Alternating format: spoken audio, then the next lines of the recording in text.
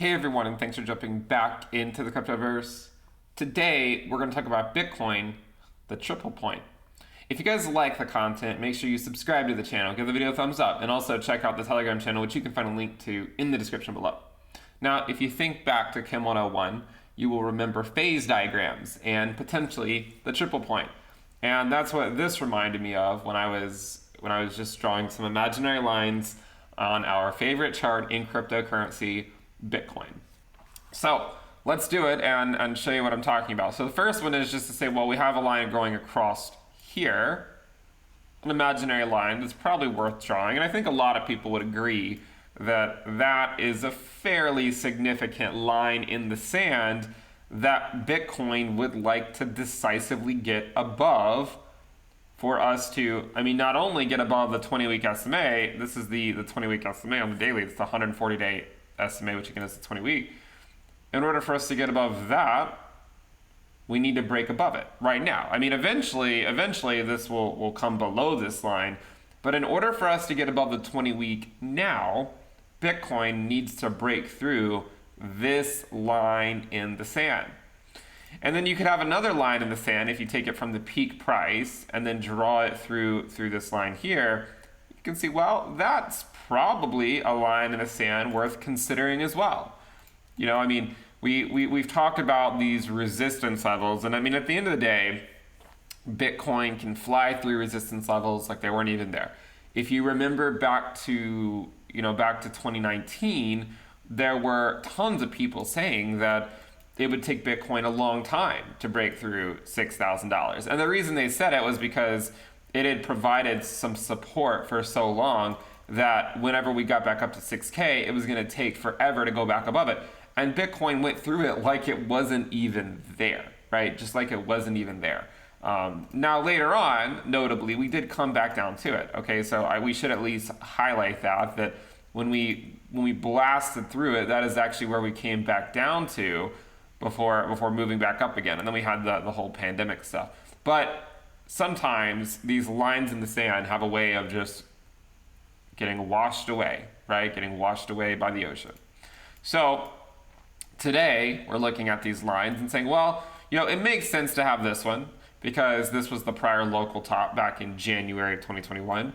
Probably makes sense to have this one because this has been our general resistance here coming off the peak, right? Coming off the peak at 60, almost 65K, and then again at just around 60K, and then now here again at 42K or so, maybe a little bit above. Then you could get a little, we're getting a little bit dubious with continuing to draw lines, but the other one you could draw is just, well, from the bottom here, we were basically going straight up, monotonically, in fact. And if you draw that line there in the sand, you can see, well, that was the rate at which Bitcoin was in fact going up, was it not? We were moving up at about this pace for 10 days straight, and on the 11th day we got rejected. So we look at this and we say, well, there's a lot of different paths that Bitcoin could take. The most bullish path, obviously, when you think about these lines in the sand, is for it to continue going up like this. Now, if we draw a line here, okay, a line here through that's vertical, this allows us to quickly identify where we cannot go, because we cannot go back in time, right? We cannot go back in time. So, theoretically, we could come up into this tiny region here, which would have a really small angle there if we were to go back into that region. And in order for us to get into that region, the price of Bitcoin needs to start moving up to the prior all-time highs really quickly, within the next couple of weeks. Otherwise, there's just no way we're ever going to get back into that region because it's going up so quickly. And then we look at, well, what are some of the other regions we could look at? Well, there's obviously this one, which would be more bearish, and that would imply us going back down for a while. There's this one, which is not as bearish, but is still technically down. And then you have this one, which is the path to take us to new all-time highs. So those are the three paths that we would essentially be looking at. And the reason I call this a triple point is because I just think it's interesting how these fairly three significant lines, they all come to meet at the same spot. Okay, so now you just have to figure out is Bitcoin going to evaporate? Is it going to freeze? Is it going to melt? You know, wherever you think we are and whatever phase you think Bitcoin's about to go into, that's what you should be considering now. Because, I mean, I would say that this is a pretty big milestone. Like, this is a pretty big area that it's somewhat important to watch because it will affect the structure of Bitcoin. I mean, if we go above 42K, and I don't mean just going a few $100s above it and then coming back down before the daily closes it, but if we go, you know, up to the 20 week and test that as support in the next week or two, then we have to be breaking it, right? I mean, we essentially have to be breaking through this local top if we're testing the 20 week within the next 1 to 2 weeks. And that, of course, would seemingly affect the structure of the market. Now, if we come back down this way, then we're essentially continuing to play in our sandbox, right? We've been in the sandbox for quite some time. You know, another way to look at this is another line we could draw is to take it from the top of the daily candle here, draw it through that wick, and then it also more or less goes to the same spot on the graph. And one of the reasons I don't like drawing lines typically is because it's really easy to change where you draw them to tell whatever story you want to tell. Like, for instance, we could draw this one slightly different and get something completely different. But when we look at this, these are definitely some of the key regions to watch, right? And to say, well, I mean, can we look at, are we going to come back down into this region here before going back up? Or are we about to break through and immediately test the 20 week? So these are the lines in the sand that I think people should be looking at, recognizing that if we are convincingly breaking 42K, then, you know, forget about the line in the sand. I mean, we're just technically breaking through the local top of January.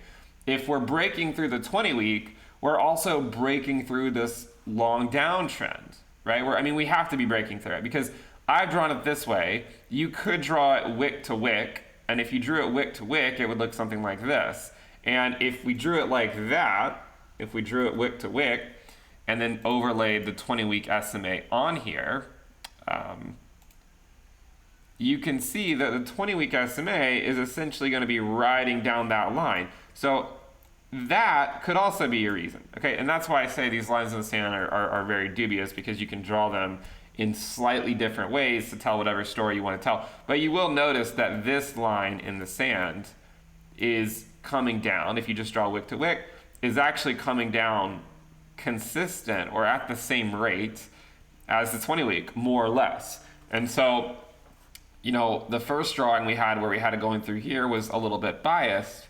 If we in fact allow it to go wick to wick and we come up in the next week or two and test it at maybe 43 or 44K, this could also be identified as, you know, as a major resistance level from lines in the sand, or if you want to think about it, the 20-week moving average. So hopefully this is somewhat intuitive or somewhat interesting. Maybe not intuitive is the right word, but I know I see people drawing lines all the time in the Telegram group, and they say, well, what do you think about these lines? As I've said before, the lines in the sand can be useful for identifying these major milestones of structural changes in the market. But at the end of the day, Bitcoin's going to do whatever it wants to do, and the lines in the sand can always be slightly redrawn to tell whatever story you want to tell. But let's see where we go. I mean, obviously we have a lot of different ways we could go here, and the most bullish, of course, would be us going on this track, right? Getting up into this region up here. This would be the most bullish and would take us to new all-time highs. Okay, if we can get back, if we can get past the 20 week, come back down and hold it as support. So like imagine the 20 week keeps coming down, we go up, we test it, we get above it, the 20 week curls back, and then we come back down maybe and test it as support. That would probably be the most bullish way to get to new all-time highs, in my opinion, right? Otherwise, I mean, for now, this triple point has rejected us, and we are back to playing in our sandbox until further notice. So just keep that in mind. Hopefully this is somewhat informative, even though it's probably not. If you guys like the content, make sure you subscribe to the channel, give the video a thumbs up, and also check out the Telegram channel, which you can find a link to in the description below. Remember, if you want to know how I'm navigating these markets, check out the sale on the premium list. You can find a link to that in the description below as well. Thank you guys for tuning in. Definitely subscribe. Let's go for 500,000 subscribers. Click the bell icon to turn on your notifications, and I will see you next time. Bye.